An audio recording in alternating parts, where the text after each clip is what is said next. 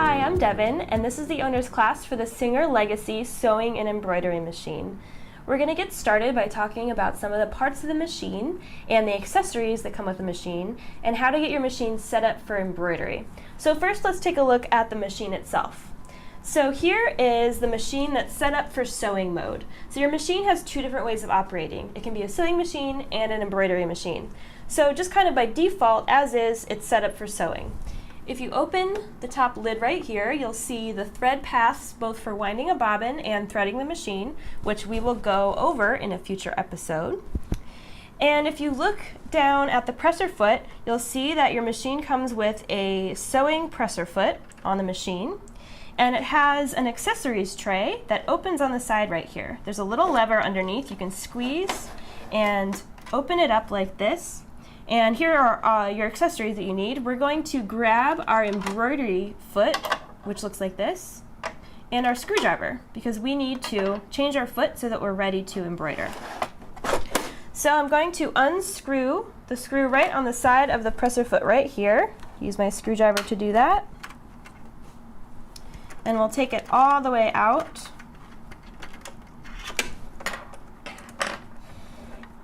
And to put our embroidery foot on, you want to look for this white part that wraps around the shank right here, and then you want to make sure it snugly snaps into place. You also want to look for this little arm up here and make sure that it is resting on the screw for the needle. So now I'm going to take this screw and just get it started. And then we'll use our screwdriver to finish tightening it up. So now our embroidery foot is attached, so our presser foot is taken care of and ready to go. Now what we need to do is attach our embroidery unit. So let's talk about the embroidery unit. That is this guy right here. So this is the piece that you're going to attach whenever you want to embroider with your machine. There are a few parts on it to know about, so we want to look for this piece, which is the embroidery arm.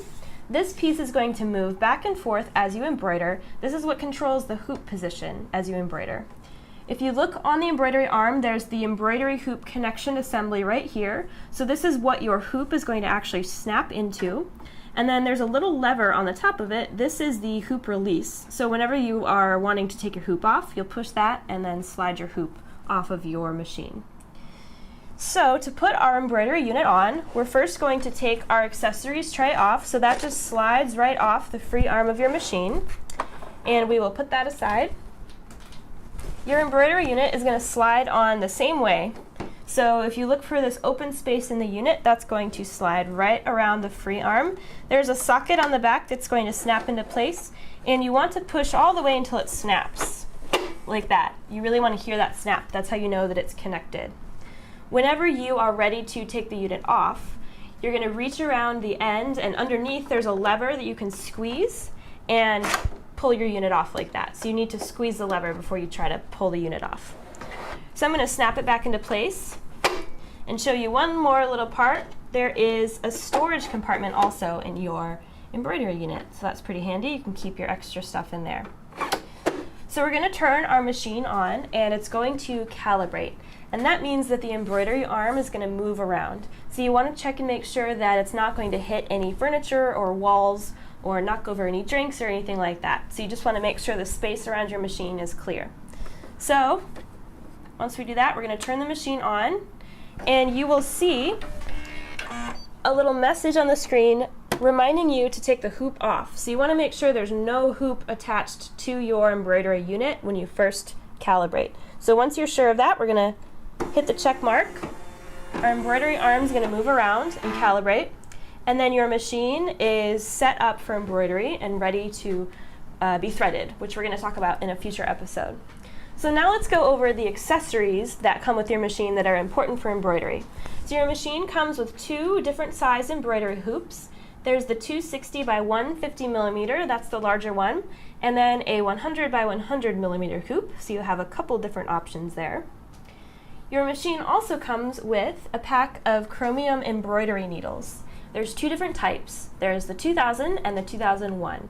The 2000 needles are for embroidering woven fabrics, so things like quilting weight cottons, non-stretchy fabrics, and the 2001s are for stretchy fabrics like t-shirts and sweatshirts, basically knit fabrics. So these are chromium embroidery needles, and embroidery needles are special because they have a slightly larger eye. So this helps thread that is more delicate, like embroidery thread, pass through the eye without breaking or shredding. Your machine also comes with some extra bobbins.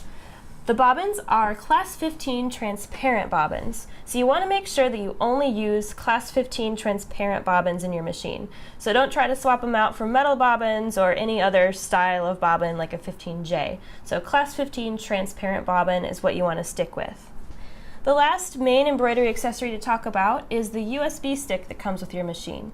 So there are 131 embroidery designs on the USB stick. There's also 69 embroidery designs built into the machine, as well as 2 different embroidery fonts. So you have 200 designs overall to pick from.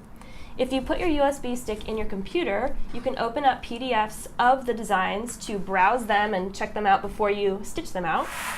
So these are super helpful. If you print them, you'll see them in real size, and you'll also get some good info at the bottom of the page, things like color count and color order, and things that are helpful to know when you're embroidering. So that pretty much covers it for the parts of the machine and the accessories. In the next video, we're going to talk about thread and how to choose a thread for your embroidery project.